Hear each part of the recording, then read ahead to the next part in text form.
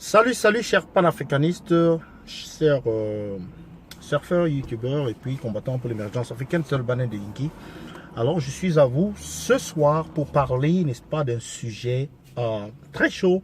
Il s'agit là de la victoire de l'équipe de France, n'est-ce pas, en Russie. Donc, cette Coupe du Monde, édition 2018, qui a été remportée par l'équipe de France. Alors, quelles sont les implications? Pourquoi j'en parle?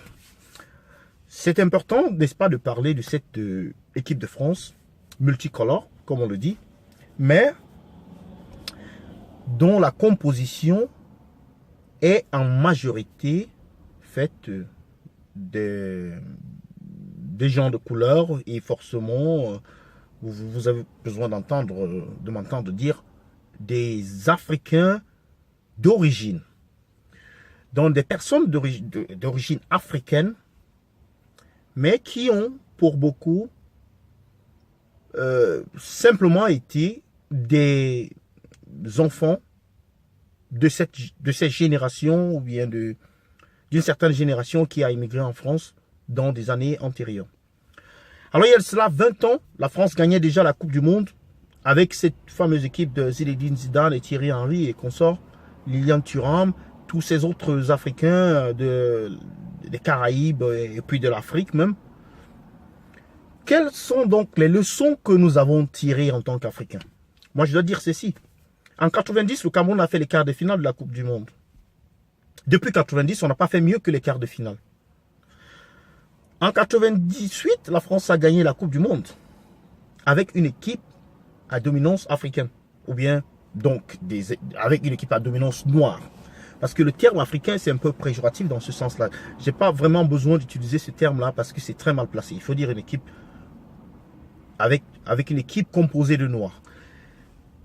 Alors, beaucoup aujourd'hui réclament, n'est-ce pas, cette victoire en disant c'est une victoire africaine. À tort ou à raison? Moi, j'ai toujours dit à tort.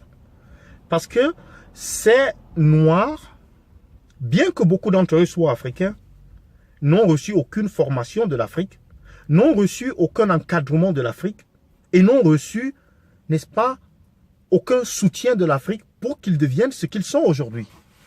Ils ont dû donc se débrouiller d'eux-mêmes dans cette nouvelle terre où ils sont soit nés, où ils ont été soit immigrés, pour devenir ce qu'ils sont aujourd'hui avec des opportunités qu'ils ont pu trouver sur le terrain.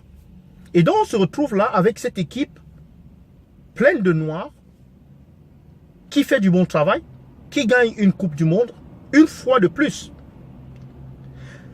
Moi, la lecture que je fais de ceci, c'est simplement de dire que les autres équipes dans le monde, que ce soit en Europe ou en Amérique, vont désormais commencer à copier le modèle français.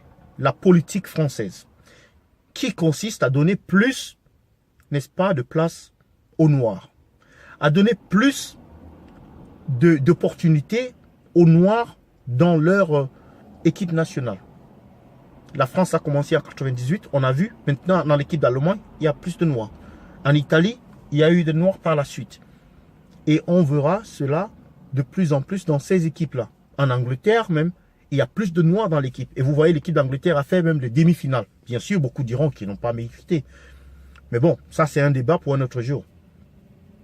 En 98, une fois de plus, la France gagne encore la Coupe du Monde. Et l'Afrique, elle sort au premier tour. Quelle leçon!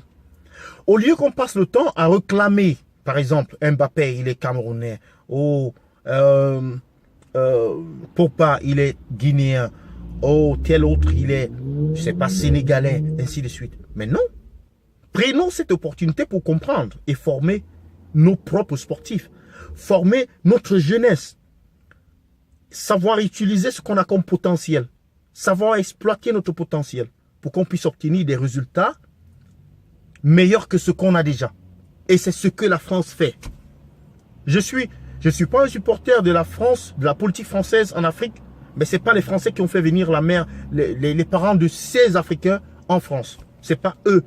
Ces parents étaient à la recherche d'une meilleure vie, de meilleures conditions de vie. C'est pour cela qu'ils sont allés là-bas.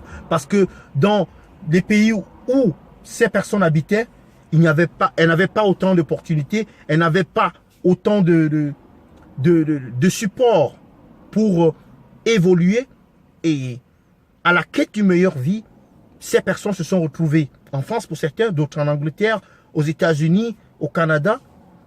Et là-bas, leur progéniture contribue à l'évolution, n'est-ce pas, de ces pays-là et rendent ces pays-là heureux. Aujourd'hui, ces Noirs qui sont dans l'équipe française rendent la France une fois de plus heureuse. Et c'est ce qu'il faut prendre comme quelque chose de positif. Parce que pour beaucoup, les Noirs sont de la merde. Pour beaucoup, les Noirs sont des feignants. Mais voilà des Noirs qui montrent par le bon exemple. Comme Mamadou Gassama. Donc, bravo la France. Merci.